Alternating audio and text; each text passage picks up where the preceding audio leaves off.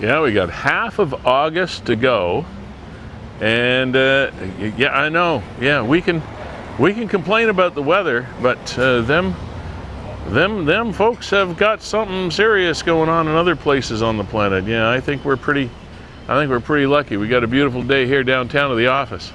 Yeah, have yourself a good one. Hey, welcome into season 4, episode 18 of Niagara 411 Live with Lee Sterry, and on this bodacious day, we can look around the world, and boy, we've had some big weather stories. All of our thoughts and prayers and memories go out to that fabulous place called Maui in the Hawaiian Islands. Man, what a terrible thing that was over this past week. And I've talked to a few people saying we're very lucky here living in Niagara, where we got this little microclimate that we live in, and God bless us. As much as you might want to bitch and moan about the kind of rain we've had, we're very lucky people, and you are very lucky to join us here at Fiddler's Poorhouse. This episode 18 of Niagara 411 Live with Lee Sterry is fueled by Gale's Gas Bars, powered by WeeStreem, supported by Verge Insurance, Hartzell Marine, and Ace Alignment. And these, ladies and gentlemen, are your specials for you to come on in and join us at Fiddler's Poorhouse today and throughout the afternoon. What an absolutely spectacular day. So, wow, hello. We are live, as you can tell. So come on in. There was what could have been a very harrowing event at Niagara-on-the-Lake District Airport, Niagara District Airport, Niagara-on-the-Lake Airport. I forget what we call it now. But we're going to have the pilot of that Cessna that initiated an emergency landing this past week, and that must have been quite an experience. And he's going to be coming on about 20 after 12 or so today, and a couple of other interesting folks from Niagara. And there is something that has really impacted all of our lives that has taken place over the last little while. And it's Bill C-18. And we're going to check it out in about 30 seconds. Come on in.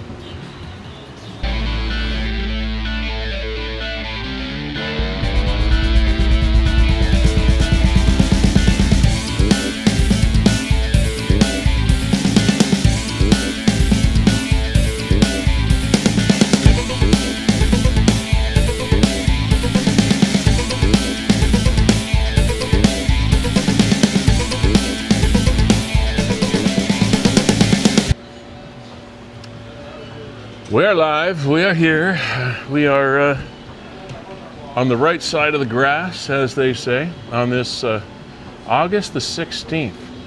Boy, it's hard to believe that summer has gone so fast. It's not over, but it sure is moving quickly. And welcome to season 4, episode 18, once again, of Niagara 411 Live with Lee Sterry. Thank you to Nick, once again, for cooperating with us and sharing content, and all of you that come along for the ride every day on Niagara 411 and join us every couple of weeks on Niagara 411 Live with Lee Sterry. Hi to Nick's mom. Ladies and gentlemen, on the right-hand side of your screen is the one, the only, the legendary museum quality Kevin Jack of WeeStream. I'll never be able to live up to that billing, Lee. Well, oversell. Sold it. You know what they say, oversell, underdeliver. Welcome, Kevin. It's been, it seems like a long 2 weeks. Yeah, it's been a couple of weeks. I've been to the Belle Province and back in this time. How was that?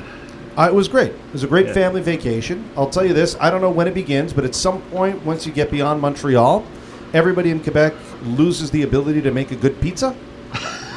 I don't know what they do. They put all the toppings under the cheese instead of on top of the cheese. Brutal. I was very happy to get back to Niagara and finally have some good Niagara sauce. Some of the best in the world.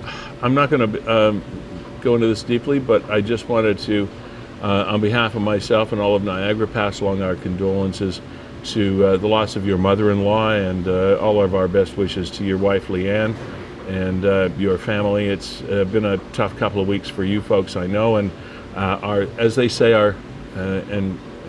justifiably, our thoughts and prayers are with you and to Leanne and your children and your father-in-law and the entire family. I know it hasn't been easy on you guys, and I just wanted to pass on our thoughts. That. Yeah, I appreciate that. We did lose one of Canada's premier musicians and songwriters and Indigenous entertainers, as Robbie Robertson grew up on Six Nations here in Ontario and became one of the first and foremost guitarists, songwriters, band leaders of our time. The leading songwriter and leader of the band. He played with the band behind Bob Dylan. Ronnie Hawkins, another great Ontario person, was the one that hired Robbie to join him on the road when Robbie was only 15 years old. He couldn't even legally get into the bars, so they had to sneak him in so he could play bass with the Hawks. Another one of my musical heroes that passed over the past week. So rest in peace, Robbie Robertson, as well. Coming up today on the program is a fellow who had a very interesting week as well. Gord Tessier is his name. He was a pilot of a Cessna 337 that made an emergency landing at Niagara-on-the-Lake Airport this week. He is also a member of the Civil Air Search and Rescue Association, and he is going to be by to tell us his story at about 20 minutes after 12 today. And a fellow whose name is no stranger to Niagarans. He's a Niagara Falls City Councillor, Mike Strange. He is running along with Peter D'Angelo, another councillor in Niagara Falls. It's the 1,000-kilometer trail run. All part of Mike's big umbrella project called the Box Run, but they're running down from Tobermory to Niagara. They're in day 6, I believe, of their run, and we're going to be chatting with Mike Strange as he's on the road God knows where at this point in time. And some other things that have been happening. He'll be coming around about quarter to 1, today on the program. Kevin, one of the things that you and I wanted to talk about, though, is something that hits very close to home with regard to our, if not current, former lives in the media, is this Bill C-18 has taken on a life of its own, and I think it has taken directions that we weren't perhaps expecting. In case you're not familiar with Bill C-18, it was the fact that the two biggest social platforms out there, Meta, which you know as Facebook, and or Google, came face to face with the Canadian government legislation. And the Canadian government legislation stated in layman's terms that if you are going to use content from Canadian news organizations and put it on your platform, you are going to have to pay for the privilege. Well, guess what? Those two platforms said, screw you, basically. And as it goes back to the 1980s, what I used to say, you cannot and will not be able to regulate the internet. But the Canadian government has tried. Now, here's what's happened since then with Bill C-18 is the fact that, what was the date that the rubber hit the road on this, Kev? I'm not exactly sure, Lee. Was it the beginning of August? Yeah, but we started to see some websites, some Facebook pages just be obliterated in the last probably 24, 48 hours. Yeah. And one of the things that a lot of the media organizations did not expect was the fact that if they have a website, if they have a Facebook page in particular, not a website necessarily, but if they have a Facebook page, the Facebook page just became nothing. It just stopped existing. It ceased to be. Okay, now why? Well, that's what we're here to find out. Kevin, I don't think people expected this. One of the things that was the reason that the government drafted and then passed Bill C-18 was, with all due respect to TV and radio media, of which we owe some of our heritage, it was basically put on the planet, on the docket, to save the print media. because newspapers are dead or dying all around the world. And in Canada, just take a look at your local newspaper and see how thick it is. Thick is not a word you'd use to describe it. Locally, yesterday I picked up the Toronto Sun. Even the Sun, even the Toronto. I couldn't believe. I think it was 24 pages. Do you remember what it used to look like if somebody delivered the Star? Oh yeah, the Saturday. Even on a Monday, but on a Saturday. I couldn't believe it. I was at a fast food chain out in Welland, and they had the Toronto Sun there for anybody that wanted. I picked the thing up. I think it was 24 pages, and 12 of those were sports. Yeah. So due to the, and make no mistake. But let's get to some of these pages. Yeah. Sorry, go ahead. No, but make no mistake. Whether it's a newspaper, or whether it's a radio, or whether it's a TV, the content, the actual news content, the information content is this much. The advertising content is this much.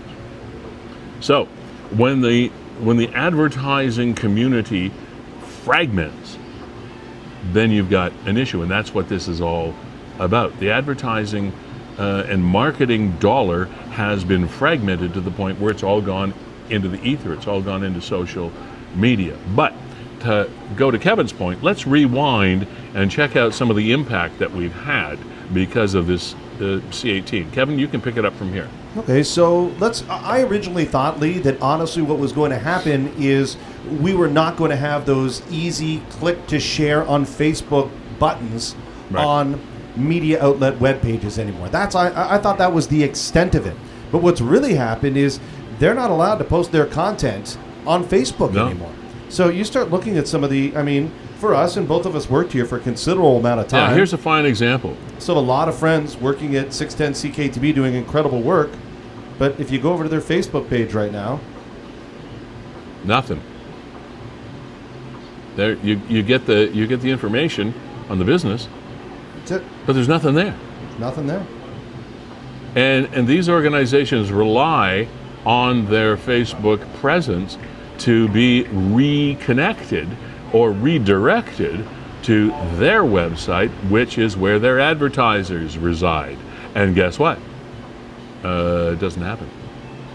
So when you've got advertisers that you have sold on the fact that we have a Facebook presence and we will redirect our people that are interested in our news content back to our website, which is where they will see your advertising, that doesn't happen. St. Catharines Standard, same dealio.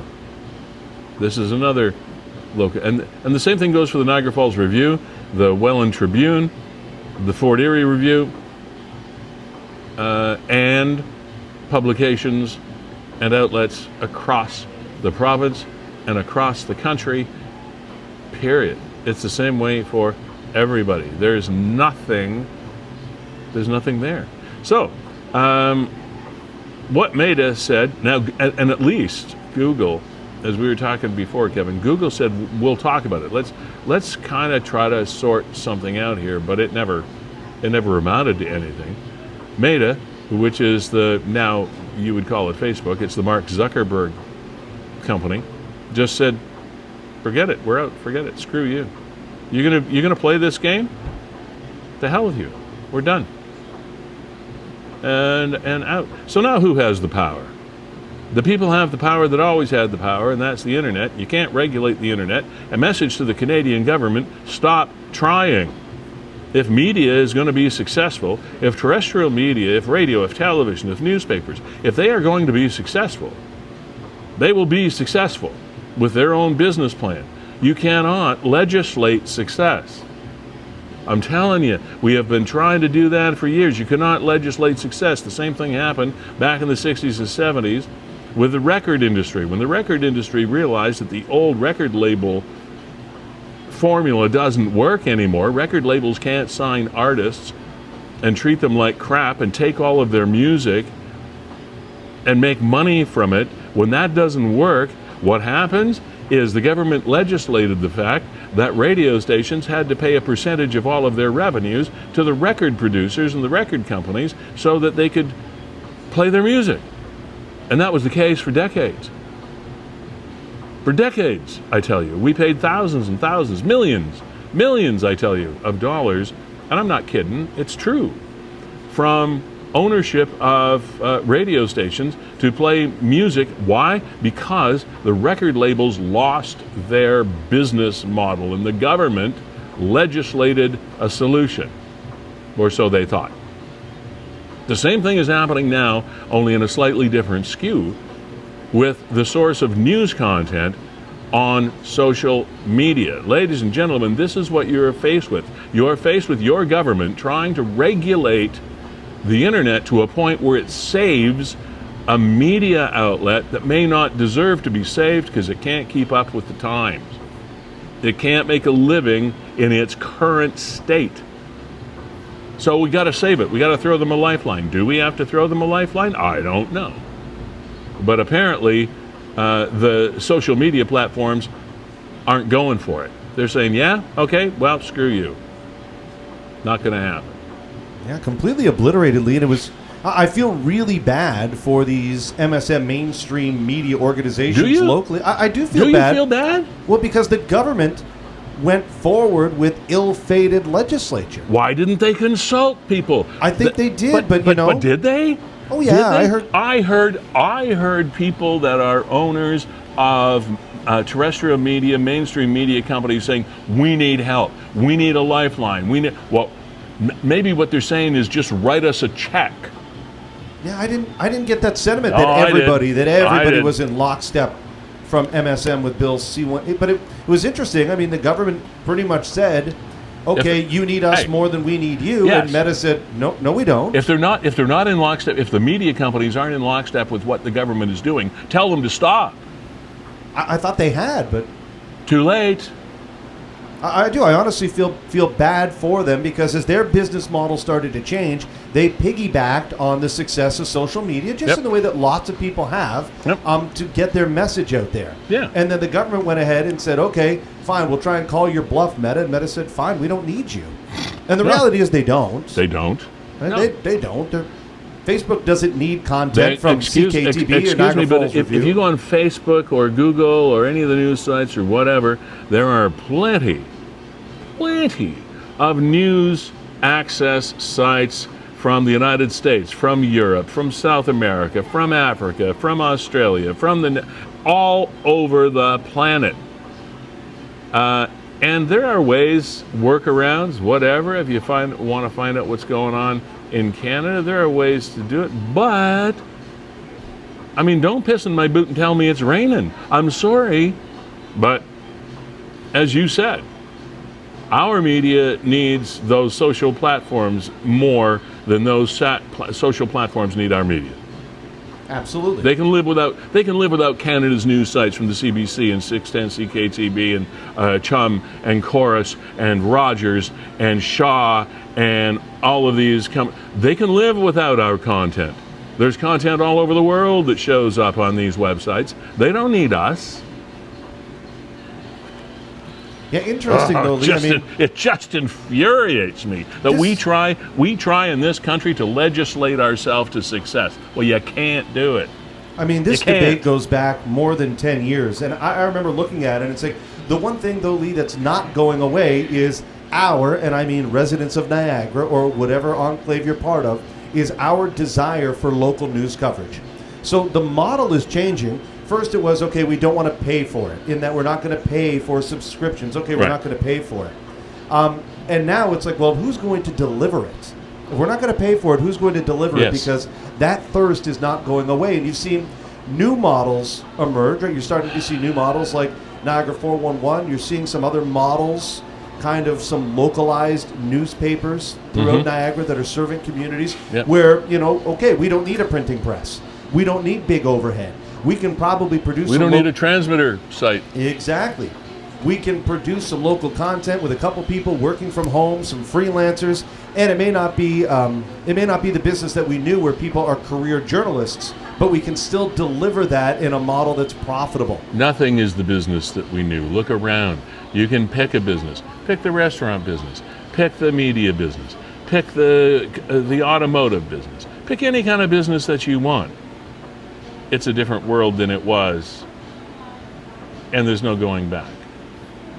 Deal with it or die. move on or move out. It's really very, very simple. I remember talking, yeah, I know I'm an old dinosaur, but I remember trying to keep up with the times when I was managing radio stations and trying to coach talent and help young people survive. The only thing I would say at a staff meeting is if you cannot handle change, you will not survive. Period. I don't like change. Well, you might as well leave now, because if you don't like change, you have no hope. And that's the world we're living in. It's so eerie, though, Lee, to be honest, to see this. It's eerie? You find it that way? I find it eerie. I found it inevitable. Yeah, I just find it inevitable. It was bound to happen. I'm not happy that it happened, but I am not at all surprised. Not at all surprised. Because for years I was going to conventions, mainstream media conventions, and those conventions, one of the things on the itinerary was always, how do we make money from the internet? How do we monetize our web presence? The world is changing. It's not just terrestrial listening or viewing or reading. We have to have a presence on the internet, but then when we have a presence on the internet, how do we make money from it? That was the big deal. How do we monetize it? We can get the presence, we can pay for the websites, we can pay for the Facebook pages, we can go to the Google stuff, but how do we make money at it? And just when they were starting to figure out how they might be able to do that, the Canadian government steps in. Yay! Let's try to legislate the fact that you can make money. Well, now it's all down the toilet.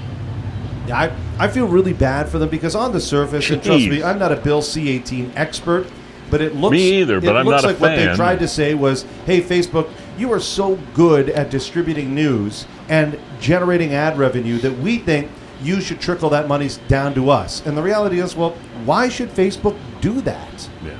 Why should they take their funds from their popular platform and deliver it to content creators? Yeah. What you should be doing as a content creator, as mainstream media, is trying to drive clicks to your platform, either being your on-air presence, if you're a radio station, or your newspaper website, your newspaper presence, drive subscriptions, drive revenue. We as a Meta or a Google, we are not in need of anything you have to offer. We are not subservient to your laws and your government. Period. Gord Tessier, I'm going to just get off the soapbox here. Thank goodness we have a reason to change the subject. Gord Tessier, pilot of Cessna 337, that is a type of airplane that made an emergency landing at the Niagara-on-the-Lake airport this past week. Gord is a member of the Civil Air Search and Rescue Association, and it could have been a much different story than it actually turned out to be. Hey, Gord, welcome to the show. You got us okay there? Hey, Lee, can you hear me? I can so. Oh, excellent. Okay, it worked. Beautiful. Yeah, thank you very much for having me on. I really appreciate it. Well, hey, I'm glad you're here and able to be on, frankly. Yes, I'm in Trenton this afternoon, about to do another exercise with our Canadian Armed Forces. So, CFB Trenton, I know it well. I lived in that area for a number of years. But first of all, let's come back here to Niagara and tell us about your story. What happened? Walk us through this, or fly us through this. Well, I'm a Civil Air Search and Rescue Association aircraft commander. With pilots, just easier. And we were up at North Bay on a training mission. And when we flew back, we noticed one of the gear doors didn't open. That was the first hint. And then when we attempted to deploy the gear once we were in level flight, 2 hours out, nothing happened. So we sorry, Gord, is this sorry to interrupt you. Is this the landing gear you're talking about? Yeah, the landing gear. Oh, yeah, okay. The wheels, they went down. So stop me if I get not enough vernacular. That's what I did. So, and then we, as we got closer, we were in cloud for a good part of the flight. So to make our load easier, we asked for a cloud break, and they put us down to 3,000 feet over Lake Ontario. We went through all the checklists again and tried to hand pump the gear down, and the backup system failed. We tried some some high G maneuvers just to try and force it down, and nothing there. And then we suddenly we were at the airport, so we just circled until the fire and EMS and the airport people, the maintenance people, who they know the lay of the land intimately there, Right. Until they can select a really good spot for me to land. And in the meantime, I consulted with my chief flight instructor and my aircraft maintenance engineer, and we tried to put together a plan to best get the plane down safely. So, I have seen aircraft landings where it goes very badly, and I didn't want to become one of those. So after we had our plan in place and all the players, all the players were on the board, then we just turned final and we landed. And it was a very, very, very quick landing from the beginning to the end. Yeah. Had any of the landing gear deployed when you actually hit the runway?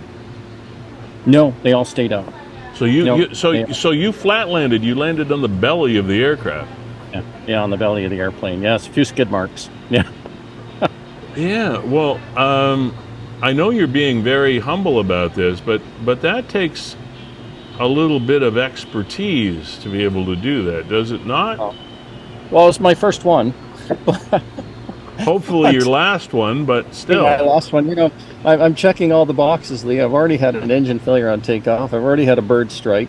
2 birds hit us, all on training, or on actual searches. And then there was this one. So I jokingly say my wife now has an excuse never to fly with me again, because she's not a big flyer. She probably won't. As long as your insurance policy premiums are all paid up, you're all right. The claim works. Now, who was on the plane with you? My wife and Randy Clauston. He's a retired minister here in the area, and he was along as he's officially a spotter with Tessier, but he was sitting in the right seat next to me on the flight home. So he came in handy to pump the gear down, but which didn't happen. I have so many questions. I know I've flown in small aircraft before, and I love it. I just love flying because it gives you in smaller aircraft, it really gives you the sense that you are flying. But I also know that pilots go through a very, very rigorous checklist of the entire aircraft and the process and the flight plan and the whole thing before you take off. And these planes are generally well maintained. What happened? We don't know yet. We're about to find out. The plane will go in a few days, and we'll put it up on jacks, and they will raise the plane high enough that the landing gear can swing. Yeah. And then they will, my AME Bob, he'll take a look at it with Mitch, and then they'll take a look at it together, and we'll try and get to the bottom of it. Yeah, it was really something. It never happened before in the 17 years I've owned the airplane. So that is your own plane. Yes, I own it, and only took 13 years to pay it off. And what year is the airplane? 73, which is about the average age of the fleet. Yeah. So it's, it sounds old, but it's not really. Now, when we were just a minute ago, when we were looking at a picture of the aircraft on the screen here on the show, obviously there's a wheel at the nose that folds back in, and there were 2 truncheons or whatever with the rear wheels. So you've got like a 3-wheel system. Yes. Do those rear wheels fold in as well? Yes, they drop and then they fold back behind. So kind of like this. And they snug on the back. Yeah, and none of those, neither the nose wheels or the rear wheels, were responding to any of your efforts while you were in the air. Nothing. Put the gear down, nothing happened.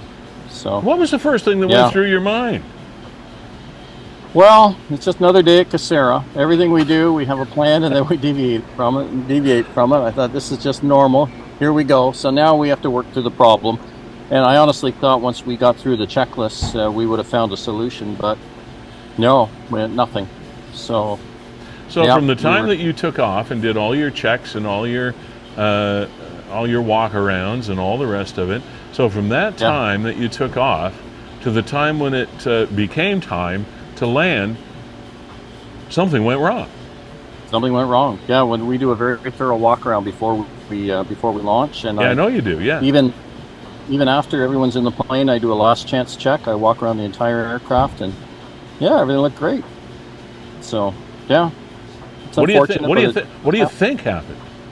oh, we may have had a seal go or something that blew all the hydraulic fluid out of the plane, and of course it would just pump it out as soon as you put the gear down. The pump kicks in and it's supposed to pump the gear down, but it looks like it just maybe ran out. And that manual effort you said that you went through and the fellow beside you went through, that is supposed to be your backup. Your fail safe. Yeah. It likely just pumped what was left overboard as well.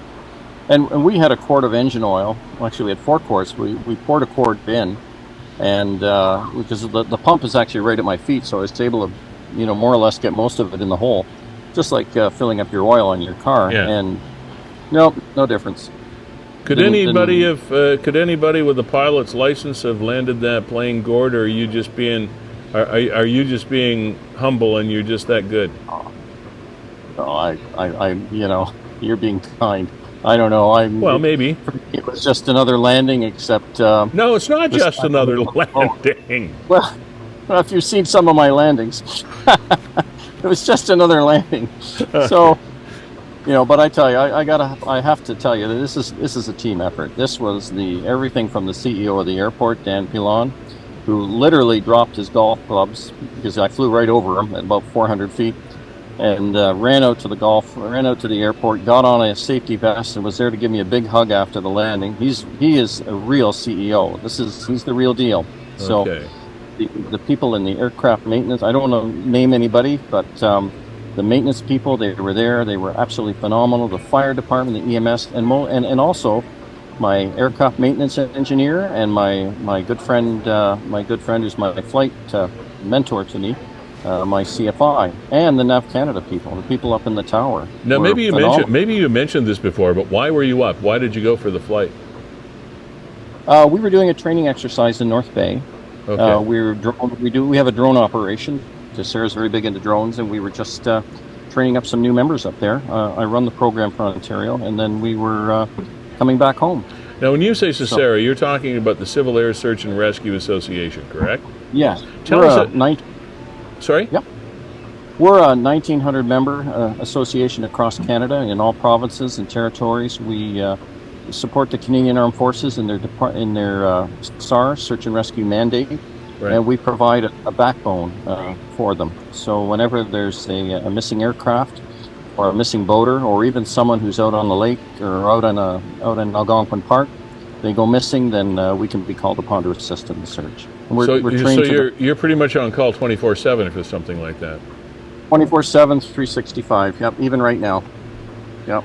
And where is the association centered, headquartered? We're centered in Winnipeg, and we have member organizations like Ontario and Quebec, and like I said, in all the provinces. And ours is actually headquartered in Niagara. So yeah. We see a shot of the plane after having landed without gear.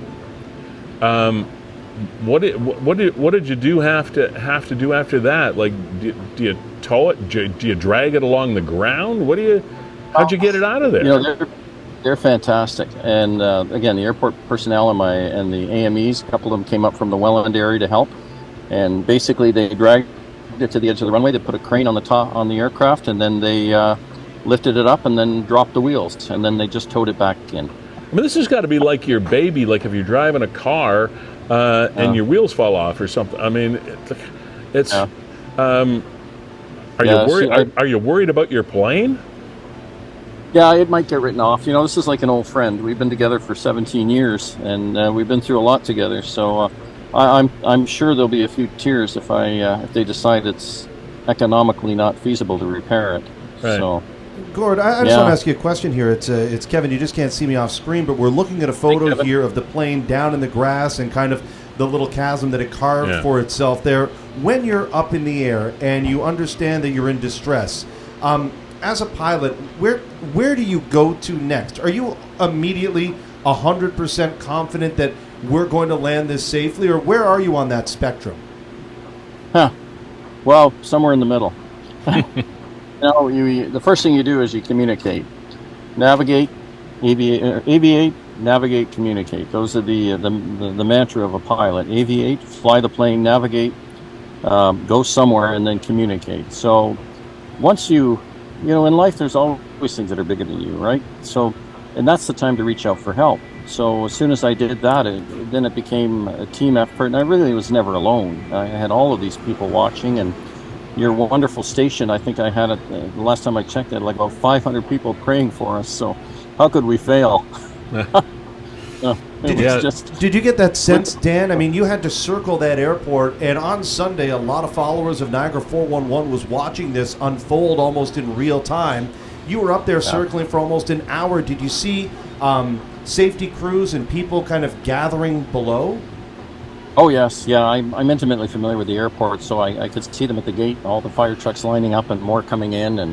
And I know the airport personnel very well, on a first-name basis. And it was just a matter of waiting. We had another 3 hours of fuel left when we landed, so there was lots of time to prepare. So how do you change your approach? I mean, I'm assuming that you would have to try to come in at a slower speed at a much reduced angle to try to minimize the impact. Am I off base here? Oh, we came in a little flatter than we usually do. Usually it's a nice, but this time and then there's another factor. We're trying to save the engine, so if we can get them shut off in time and we can get the props level, then we can pull it off without damaging the engines and minimizing the overall damage to the aircraft. But front engine, it wasn't in the cards, but we did come in flat, and then we just held it off the grass and let the airspeed gently bleed.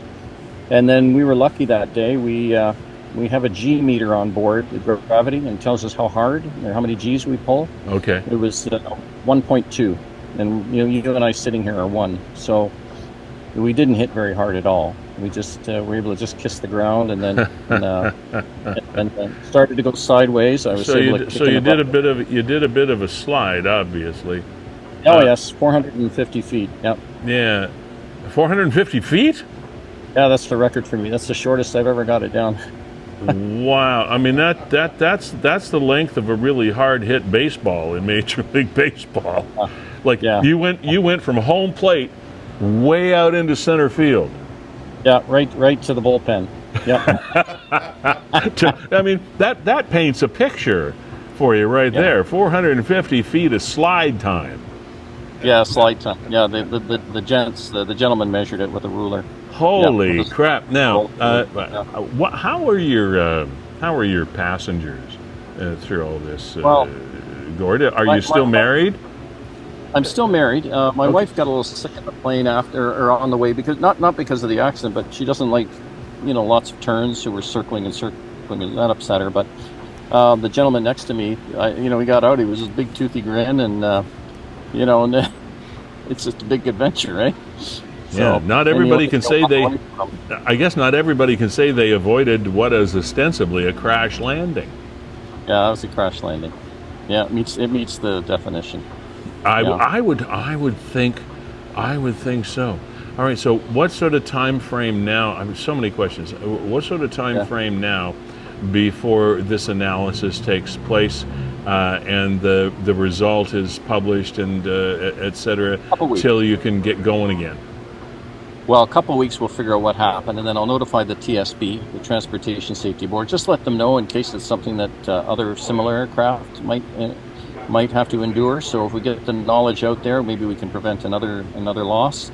Yeah. And then as far as the aircraft, if they decide to fix it, it may be a few months. If they decide to write it off, well, maybe a few months before I can procure another one. So.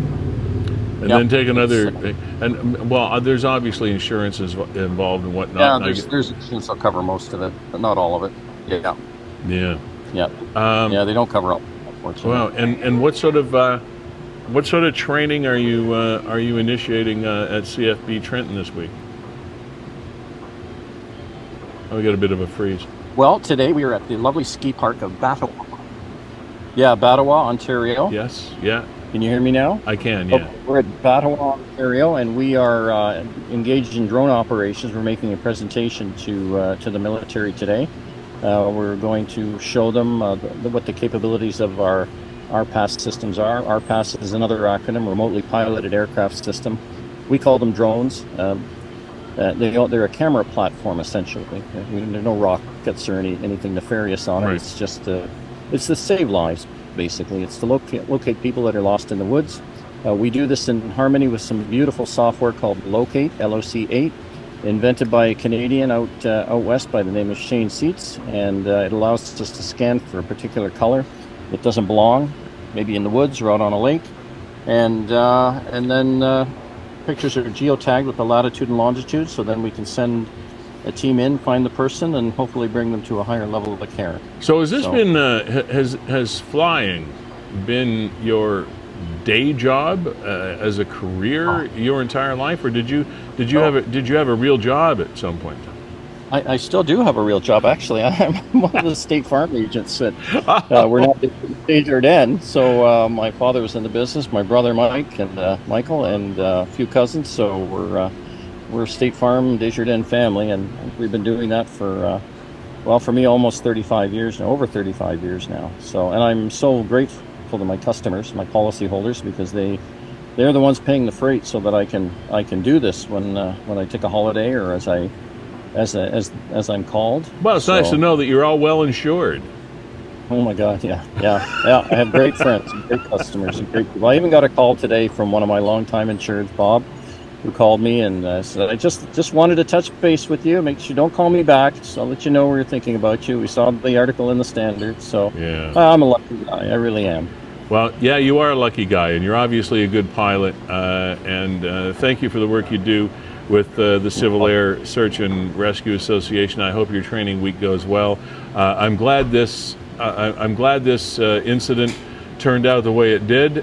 Congratulations, good job, and we shall see you in the air again sometime soon, I'm sure.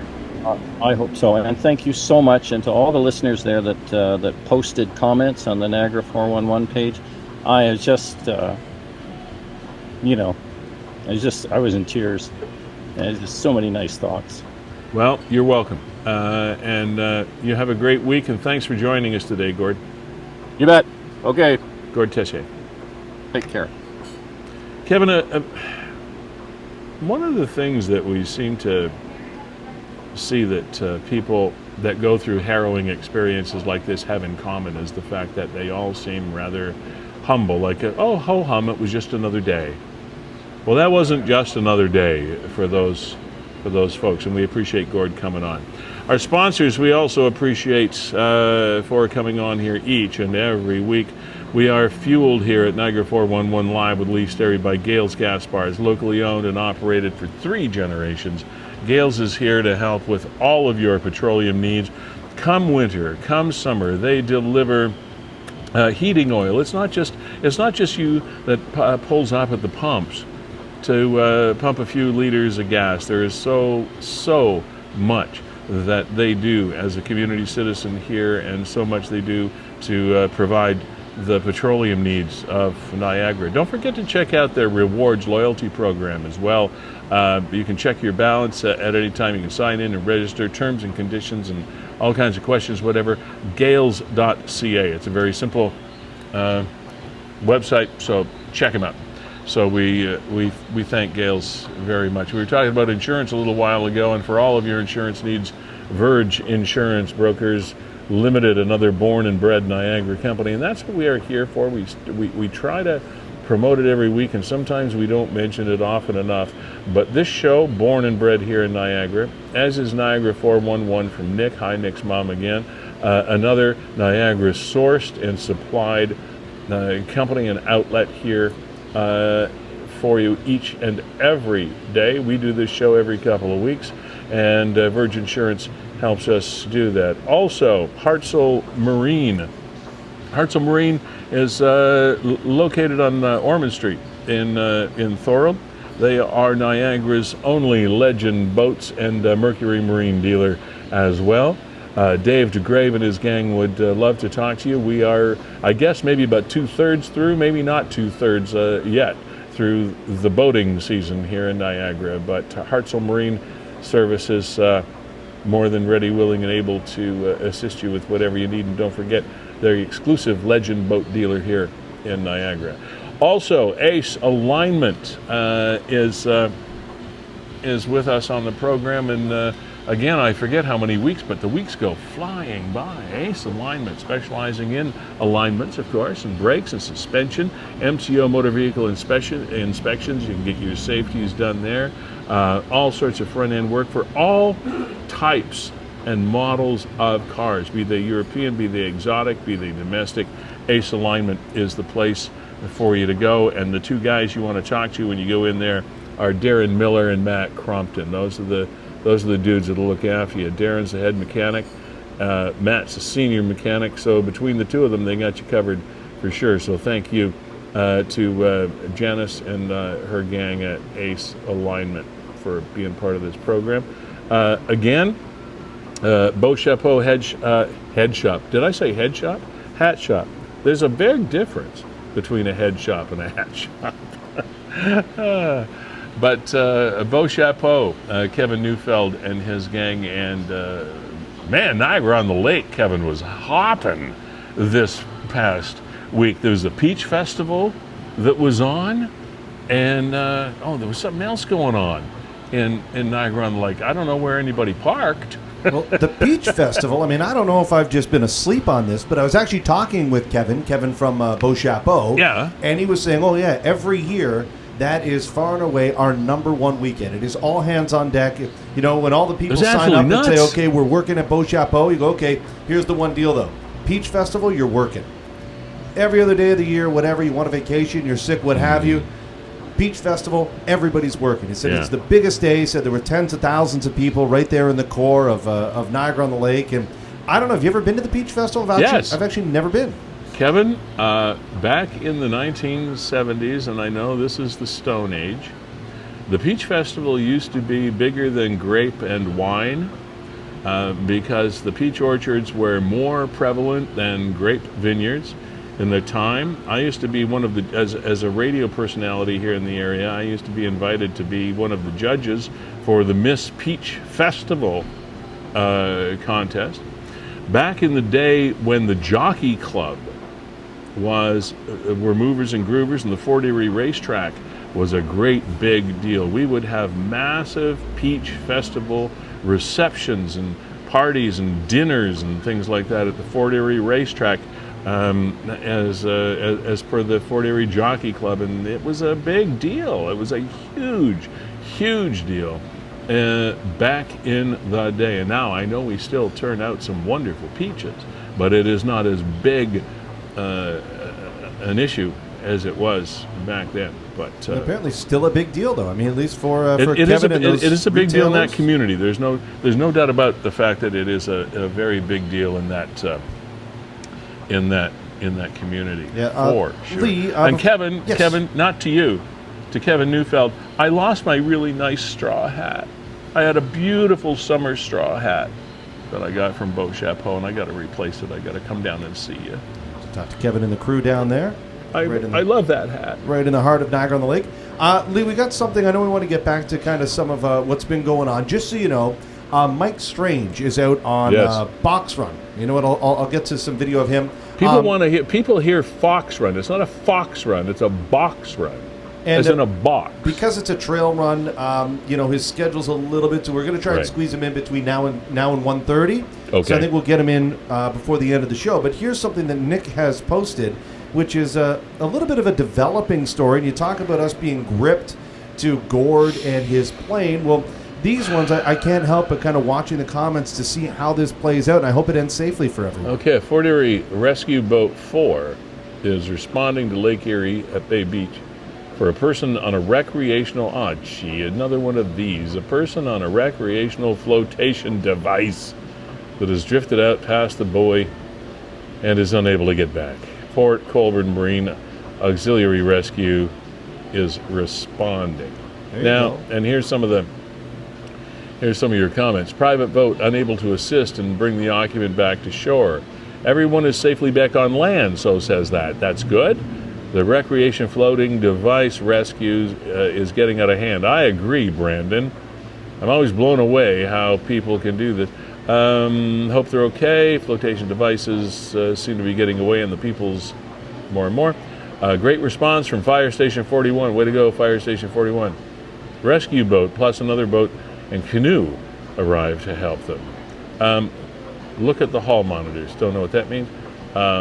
Start sending these people a bill. Kevin, we've talked about this so many times. When there are gorge rescues, when Gamru goes out of Grimsby, when we've got the air search and rescue, like we were just talking to Gord Tessier about. We do have these organizations that go above and beyond the call of duty to rescue people that are in distress. But anytime you have an area like this, other areas I suppose as well, but especially where you've got so much water and you have so much elevation, you've got the escarpment, you've got the gorge, you've got the falls, you've got the river and the lakes, etc. Eventually, through no fault of their own, I'm sure people are going to get into trouble. We need people to rescue them, to help them out. And you can't charge everybody for every little thing. I agree that some people do some stupid, or let's say ill-advised things. Going out into one of the Great Lakes in an inflatable recreational device that should be used in a pool, that might be termed as being ill-advised. And yes, you would say, what are you thinking? But they don't deserve to die. They deserve to be rescued the way anybody else deserves to be rescued, and you hope that they've learned a lesson along the way. And at some point in time, if they have somehow breached some sort of rule, there would probably be a fine. But I guess we leave that up to the local constabulary to determine. But at least it looks like in this case, Kevin, everybody's okay. So there we go. Yeah, I guess so. It's I think people don't. I guess they don't really get the risk involved. You know, you go out on a little floaty on a calm day, and maybe the wind pushes you a little further from shore, and you start to try and paddle back in, and realize that you're getting nowhere. If you've just stood, go to Port Dalhousie, for example, or just down by the lakefront. I'm not talking about where there's a beach necessarily, but just the raw lake shore, just the raw lakefront in either Ontario or Erie or even the Niagara River, for example. You can stand on the shore, and on a day like today, it looks fairly calm. You see a few ripples, perhaps, and you think, oh, I could take my little inflatable chair out there and have a nice float. Well, there is a lot more going on in that body of water than meets the eye. And before you know it, that little floaty has whisked you away to someplace that you never intended to be. And unless you are an incredibly strong swimmer, you're going to be in trouble. Kevin, you drive along the Niagara Parkway, let's say between Chippewa and Fort Erie, which is the more calm area it looks to be the calmest area of the Niagara River. When I was a kid, I used to swim in there, but not too far from shore. But I'm a pretty good swimmer. I was always a really strong swimmer. I grew up on the river and kind of know my way around, but you still have to be very, very careful. You still have to respect that water. And when you're standing there on the shore of the Niagara River at what looks like the calmest spot, if you really look, that current is moving, and it's moving fast. And if you are attempting to swim against that current, you've got a chore on your hands. A lot of people have thought, oh, how easy it would be to swim from Canada to the United States. Doesn't look that far. It's right there. I could swim across well, before you know it, you start out here and you way down there. You still might be going across a little bit, but you are definitely not going directly across. You are going diagonally, and if you're not strong, you're going to get caught up in something that you don't expect and you don't want. You didn't bargain for. So people come here and they do not realize the power of nature that they're dealing with. And that's why we have to have these rescue people. It's not the fact that people are stupid, they're just ill-advised. They're just, well, maybe some people are stupid, but not counting them, you just might be doing things because you don't know any better. And that's a problem. And that's why we have these wonderful rescue organizations that do what they do. And they do it so well, be it in the air, in the water, on the hiking trails, or wherever. That's what we have these people for. And thank God that we do have them, because we'd be in terrible trouble if we did not. Kevin, I know you're trying to track Mike Strange. He is on a 1,000 kilometer trail run from Tobermory back to Niagara, and this is something like day 6, and it's a very special kind of feat, because it's part of what Kevin mentioned before. Is Mike's overall umbrella initiative is called Box Run, and he runs always in aid of pediatric cancer. Runs for the kids, and it's kind of a neat wrinkle that he has going this year is the fact that every day he's running for a particular person. You see there, the 1,000 kilometer trail run. On August the 11th, it was Liam Whitfield and Adrian Cooper. Right, so today we're, 15th, 16th? We're the 16th today. So today... Sorry, there you go, Cole Bragg. Mike is running for Cole Bragg and Trenton Sebastian. And also Councillor Peter D'Angelo is... Peter Angelo. Peter Angelo, I'm sorry. I said D'Angelo, didn't I? Sorry. Peter Angelo is running with Mike on this initiative. So we're trying to catch up with him wherever he is to come on and give us a bit of an update. Here's another guy that was on a bit of a run himself. Yes. What do I want to call it? Misdemeanor theft, mini thefts, whatever it is. Suspect sought after fuel drive-off. I call this a theft. 6:55 in the PM, the Shell gas station at the corner of Bunting Road and Carlton in St. Catharines. Guy's driving a Nissan Murano. If you can identify him, he did a gas and dash at that location. And as a matter of fact, a few years ago, when I was doing live talk radio, as was Kevin, and we mentioned CKTB here a little while ago, one of the people that I interviewed on this exact subject was Jessica Friesen. She is the CEO and owner-operator of Gales Gas, that is the lead sponsor of this program. And we were talking about this express issue of having to prepay at the pump or inside the building before you are allowed to pump gas. And here is yet another example of why that is so important. The reason that Jessica and I were talking about it on the radio many years ago is the fact that there was a person dragged and killed at a Vancouver gas station because the attendant went out to try to stop somebody that was driving away without paying for their gasoline at the pump, and they were dragged by a car and they were killed.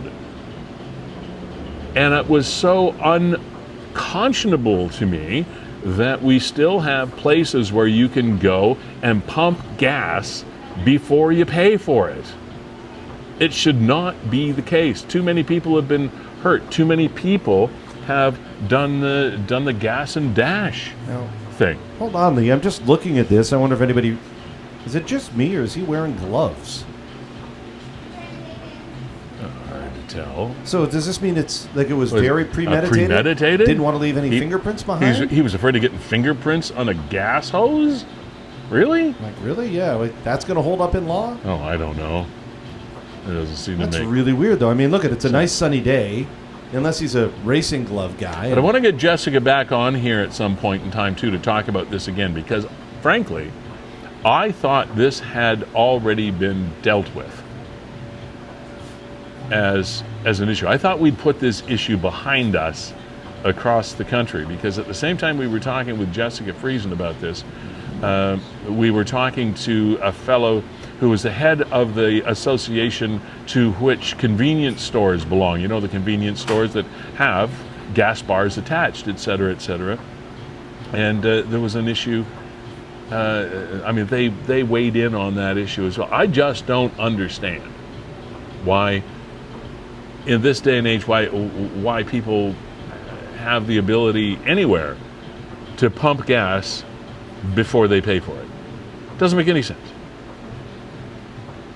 Yeah, I'm looking through a lot of the comments, and somebody on here, and I'm just trying to find it, they indicated that, yeah, this happened 4 times to me the other day, working at... It should be impossible for that to happen. And a company like Shell, change your technology around for the love of they're also Pete. They're also trying Whoever to... Pete is. They're trying to convenience us, right?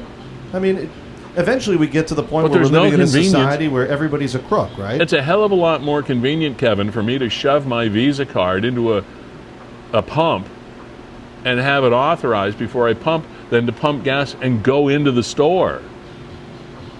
That's a hell of a lot more convenient. It's very inconvenient to pump gas and then have to walk in to pay for it. That's inconvenient. All right. No, fair. Good point. Looks like we're just going to track down Mike Strange here on the road of the box run. So just while I'm setting that up, Lee, just happy to know that, you know, the audience of Niagara 411 here, Matty Blacklung, it looks like he caught this guy. So he's already identified him. Oh, Lou Bega. That sounds like some sort of singer. Yeah, remember Lou Bega saying Mambo number 5? Yeah. Looks exactly like that guy. Mambo number 5. He's... Yeah, looks exactly like that guy. All right. Pay before you pump is common now and needed. Thank you, Randy, the voice of reason, right there in front of you on the screen. Ridiculous. Well, hey, wiping the well-earned sweat from his brow here is Niagara Falls City Councillor Mike Strange. Hey, Mike, how are you? I just got off the road, myself and Vic, and pretty tired. You know, we got up early, and we thought it was going to be more on the road today, and it appeared that way when we first started, but then we started going up and down the escarpment, and big, huge rocks and boulders, and it's really, really tough days so far. And we're just halfway there. How far did you run today? We're 20 kilometers in. Yeah. But normally, you know, on the road, it would take, you know, average probably 2 hours. It's taken basically 4 hours to do this because we're up and down the hill several times, and the terrain is just brutal with tree roots and huge rocks. So you're stepping on these rocks, and you got to be very careful. So you're almost kind of doing a light walk run type thing. Okay, so who was the brain trust that mapped out your trail? Couldn't you have gone on a better trail?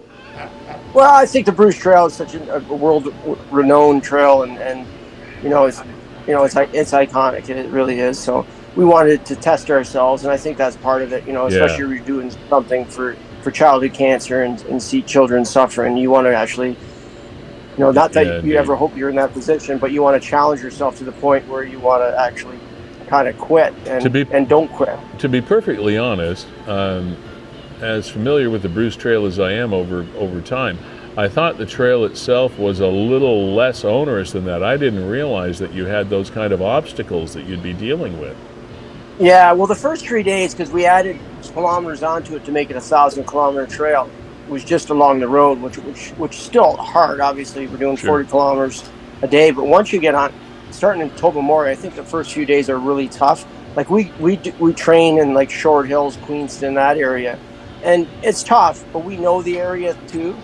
But this one is just up and down, and then you got, you know, around 4 o'clock, that's when the mosquitoes, black flies come out, and it's just constantly just waving them around, and they're chasing around. It's just, it's frustrating. It really is. It's a roller coaster in mentally, because you're kind of gung ho at first in the morning to go, and then you're good, and then, you know, near the end, like we're testing ourselves right now. It starts to wear you down, doesn't it? Oh, it does, yeah. Like physically, but then mentally too. Like, you know, and I got Vic in the background asked me, how many kilometers left? How many? I go, I don't have no idea. You know, he wants me to get my phone out. So you've got Councillor Angela with you.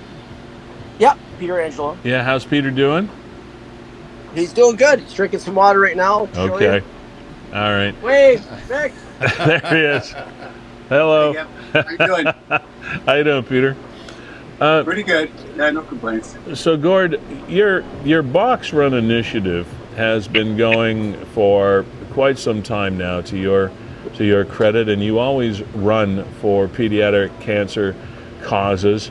This run has really kind of a special twist to it. As we were talking about before we made contact with you, is you are running for some specific children every day you're out there, and I thought that was really a nice twist on what you're doing here.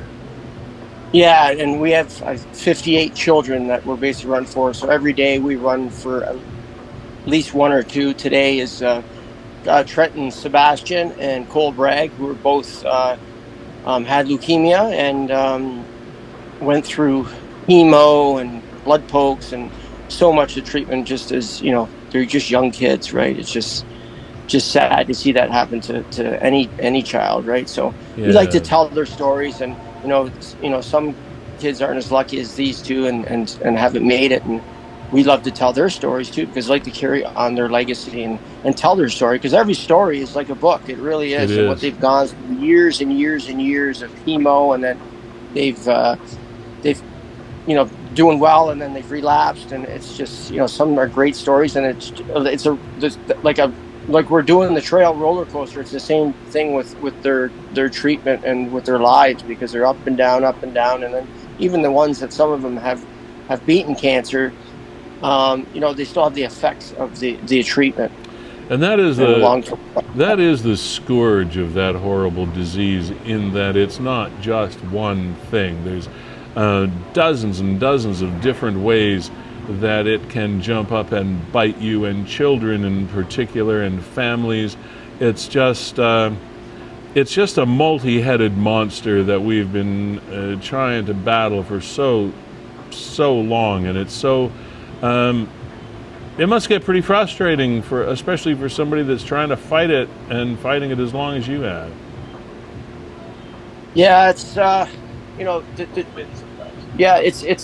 it's a win sometimes for some of these kids, and the treatment is getting better. There are particular cancers that there's not, but with part of our funds are going to Dr. Singh's stem cell research lab for childhood cancer in McMaster, and just recently on CHCH it was announced the special treatment that they're doing is actually attacking the brain cancer stem cell without attacking any other stem cells around it, which is so important, without affecting everything.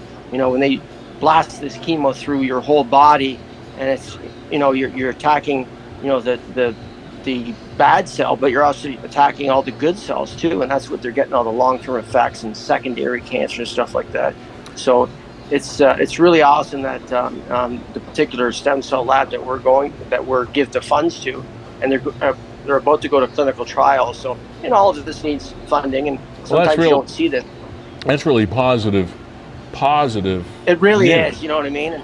And when we first started, we didn't really see that research that much, so that's why we wanted to give half there and half to Ronald McDonald House, where actually they help families where they can stay there, they can sleep there, they eat there, they have their kids there, and they take care of them, and they can park there where they're only steps away from the hospital. So you can imagine the effect it takes on families, the financial burden, while their loved child is sick in the hospital, and then they have to, with that financial burden, try to rent a hotel and get food and all this sort of stuff. Well, Ronald McDonald House takes care of it.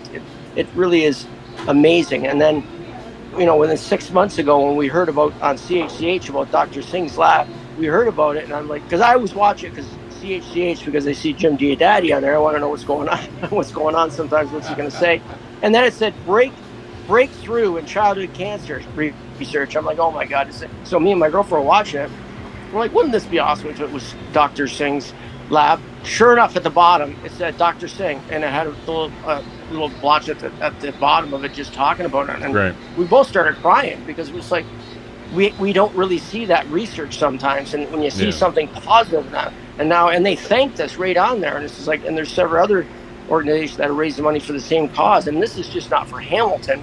This is worldwide stuff. It's great. Absolutely. So are you on track? I know the box run. You got the box run because you've got that great history in the Olympic movement as a famed pugilist. So that's where the word box run comes from, right? Yeah, we couldn't fit pugilist run, so we stuck with the box. Yeah, sorry, you're making fun of my language now. Okay. No. I just want to ask, Mike, just hopping in the background here. Say hi to Vic. I wish you guys all the best. What's the plan when you guys finally arrive in Niagara? Are you going off the Bruce Trail? Is there kind of a closing ceremony type thing? Well, there is. We're actually running to the end of the trail, and then we're running right to Oaks Park, where our Heaters Heroes, our 12th annual Heaters Heroes Run for Children is at Oaks Park, where we help local children with terminal illnesses and life-altering illnesses and injuries. And a lot of these kids that we're dedicating every day to are former Heaters Heroes. So we get a lot of them coming, and a lot of them are alumni who actually are celebrities, and they walk with the current Heaters Heroes, which gives them a little inspiration. What day is that slated to take place, Mike? That would be the last day, so day number 30. September 9th. September 9th. September 9th? Okay. All right. That's where we're headed. That's the benchmark. Are you on track for that? You said you had a rough day today. We're on track right now, yeah. We have a tough one because we still have to go quite a way to reach Hope Bay. We're about 23 kilometers away, so we're more than still have to go. Take a dip in Hope Bay. Went camping there a couple of years ago. It's beautiful there. You can there you go. See, Kevin, I love that. You can walk out in that water for miles. So yeah, and you know what? You go along, and sometimes I'm in such trying to get off the trail myself and Vic that we're just trying to, because there's some great views from up top onto the escarpment and stuff, and I have to remind myself, just take a couple minutes to view everything. Because it's like, and you want to, you're beating yourself up because you're not in time, or it should take this long and stuff like that. It gets in your head so much too. But in the end, it's all about these children and the cause. And at night we stay in this camper, and but we always like to have a hot shower or jump in the water in Georgian Bay somewhere. But it's really nice, and but the important thing is we love people to donate, and if anyone would like to donate, it goes to www.boxrun.org. Okay. We appreciate you letting us in and talking about the run. Anytime. Stay safe out there. Don't twist an ankle or whatever, and have fun. And do take a minute and stop and smell the roses every now and then, Mike. You're doing great work. I will, for sure. Thank you so much. Appreciate it, guys. All right, you're welcome. Take care. You too. Bye now. Some wonderful people doing some wonderful things, Kevin. It's easy to focus on the dark side sometimes, but there is always one of those bright lights that shine through. I remember Leonard Cohen wrote a song one time, and there was a lyric in it, and that always stayed with me. And the lyric went like this: "There is a crack in everything, but that's how the light gets through." Good job, Mike. Peter Angelo, all the rest of the folks that are supporting this this run. Yeah, terrific. What's WeeStreem up to these days, Kevin? I haven't had an opportunity to talk to you very much. Kevin Jack, ladies and gentlemen, he is the co-founder of WeeStreem with Brandon Scram, Canada's premier streaming company.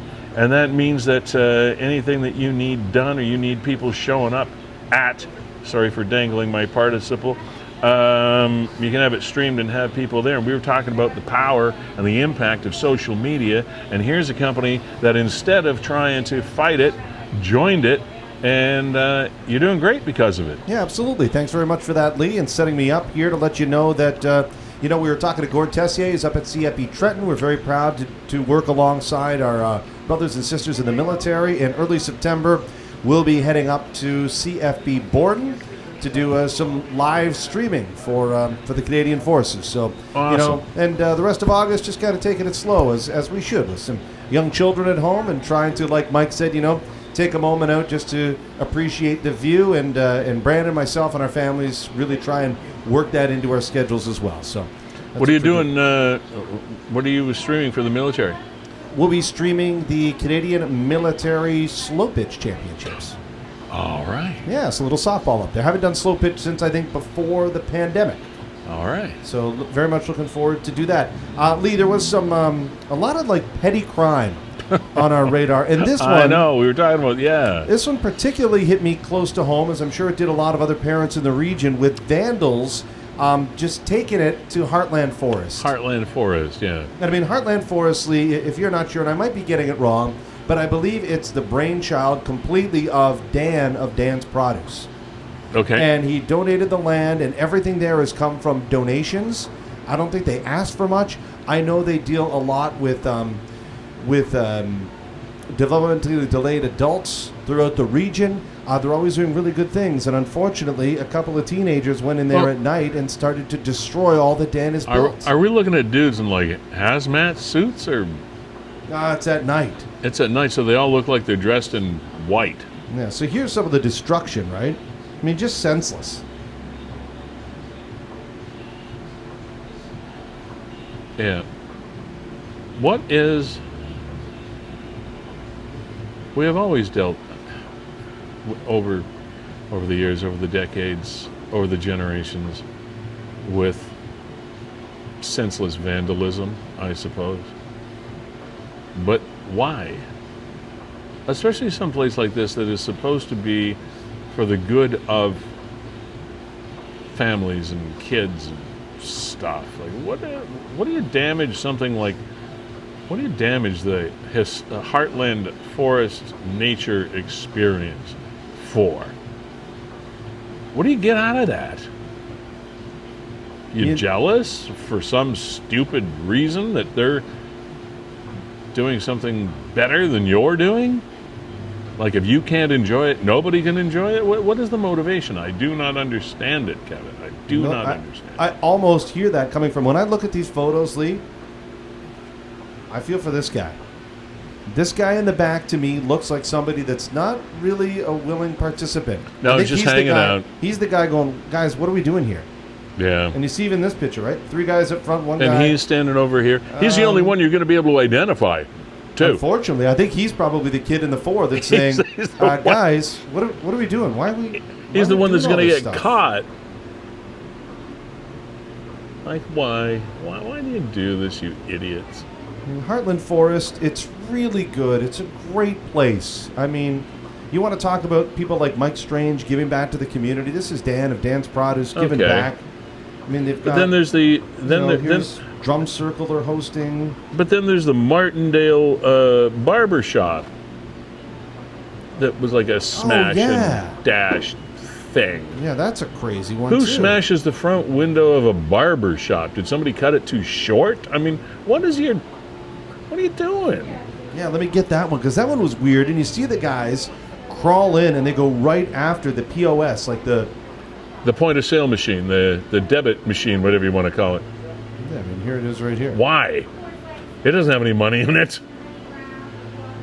Okay, so here they come, break through the door. Here he comes, whoever it is, and goes for that. Now, are there card numbers stored in there? Here's somebody else popping in to have a good look. Why?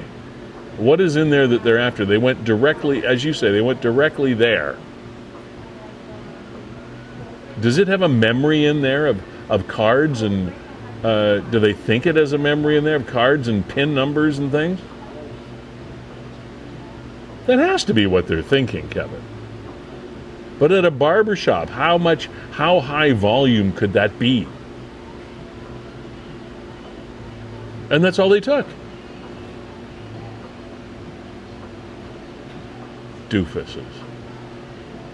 Martindale Nails Spa. Martindale Barbershop in St. Catharines, along with Martindale Nails Spa in the Huntington Square.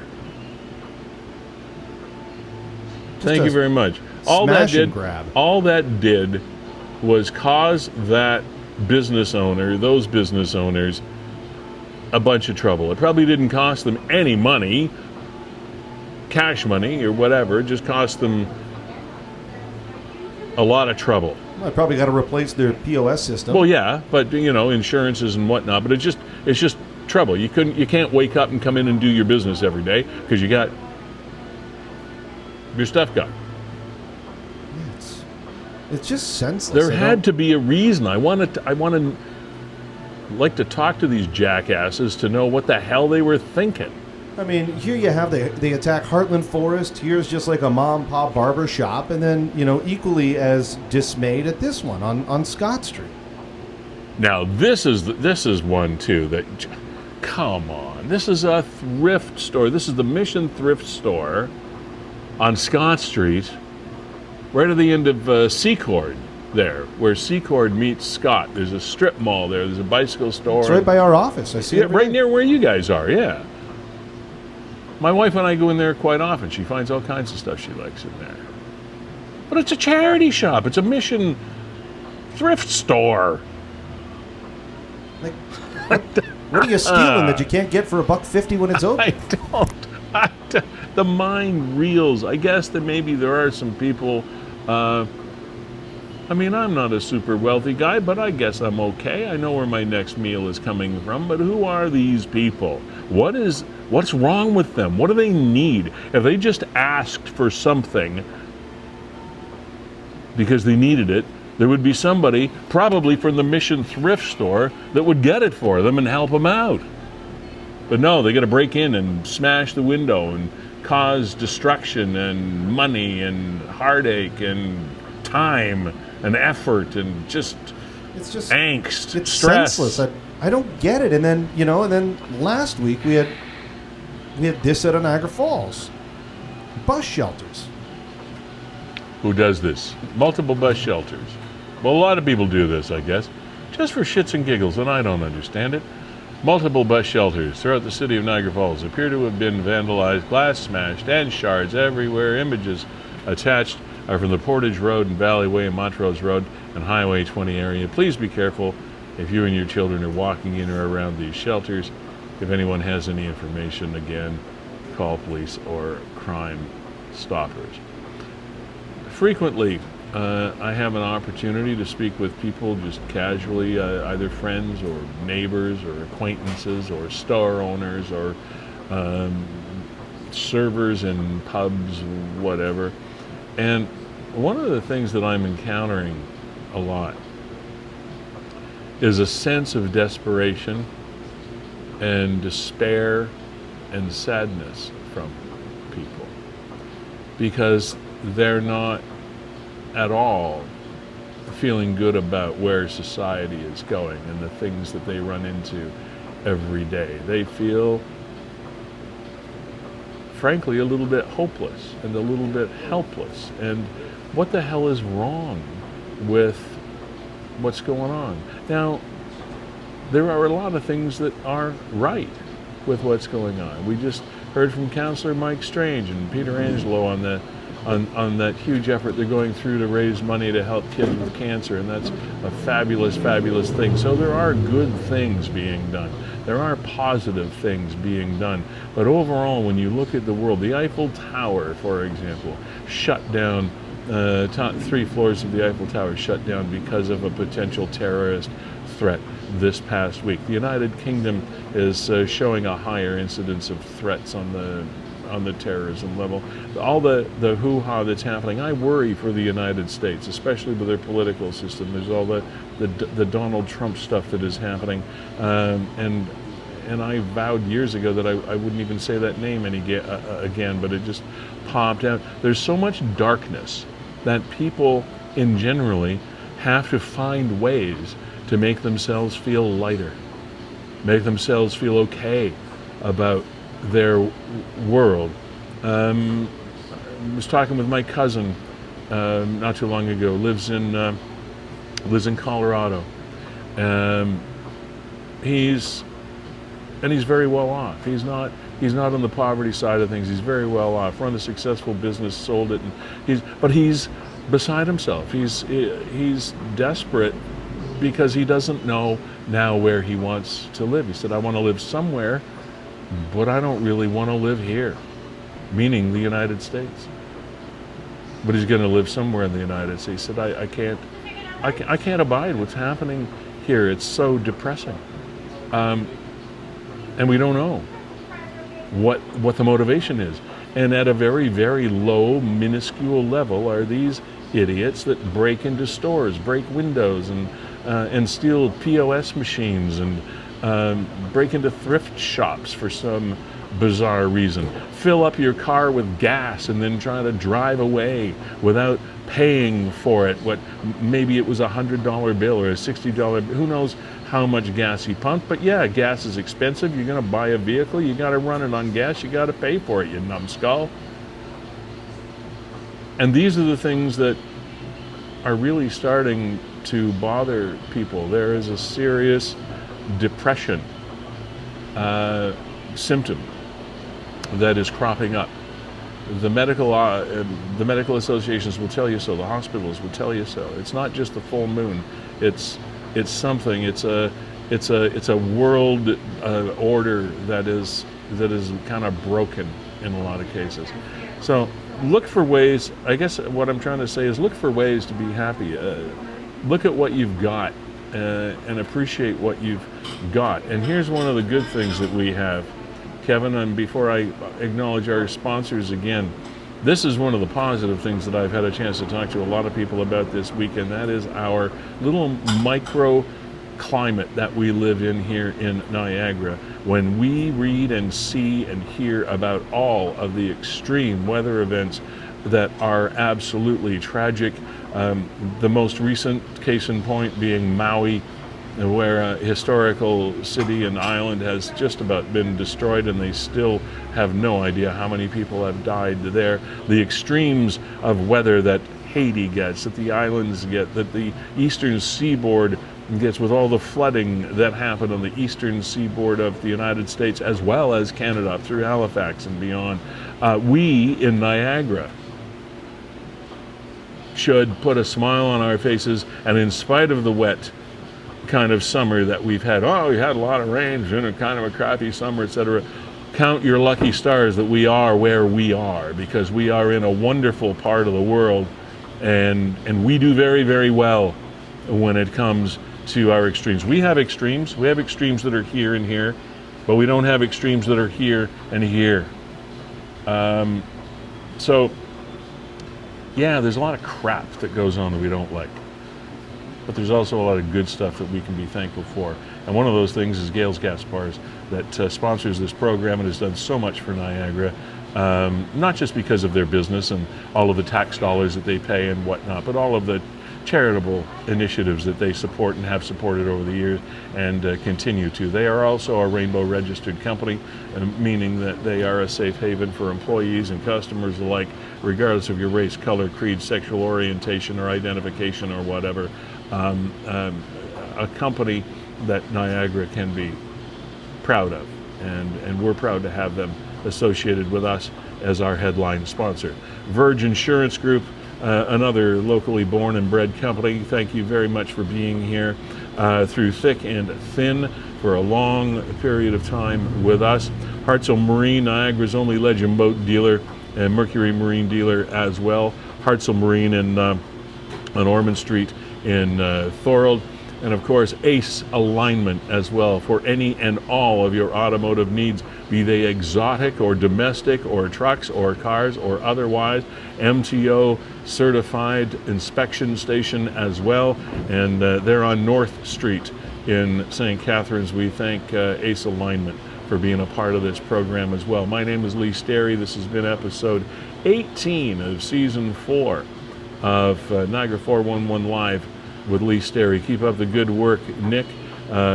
In spite of what's going on out in the social media news world today, we're happy and honored to still be up and running here. Kevin, it's always a pleasure working with you. Thank you for the work you do. You make a tough job here look very, very easy every week, and for that I thank you. And Fiddler's Poorhouse, couldn't think of a better place to spend a couple of hours every other Wednesday and just sort of have a chat with Niagara. Who have we got to play us off the stage, buddy? We're going to hear a live recording of Don Sexsmith, local guy, doing an original song called For Hire. Don Sexsmith, For Hire, to play us off the stage at Niagara 411 Live with Lee Sterry. You folks have a good week, what's left of it, and a fabulous weekend, and we'll catch you in a couple. Thanks for being here.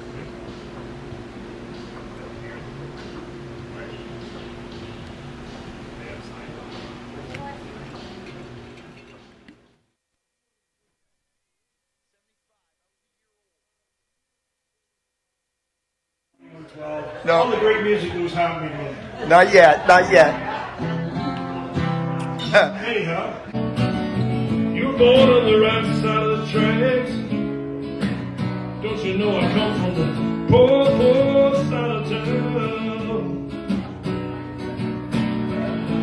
Think with your heart, girl. Don't let other people put us down.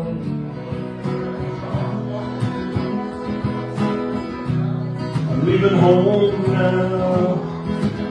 No coming back. This life came without instruction.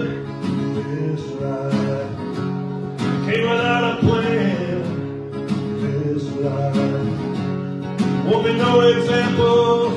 Lord, I gotta hear it, and I don't have to fear it, and I'll rock your gypsy soul, just like way back in the days of love. And it gets so beautiful, and to the distance I am upon the stage. Here I go, playing star again. There I go,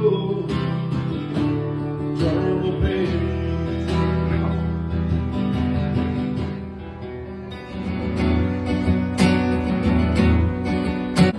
You were as smooth as Tennessee whiskey.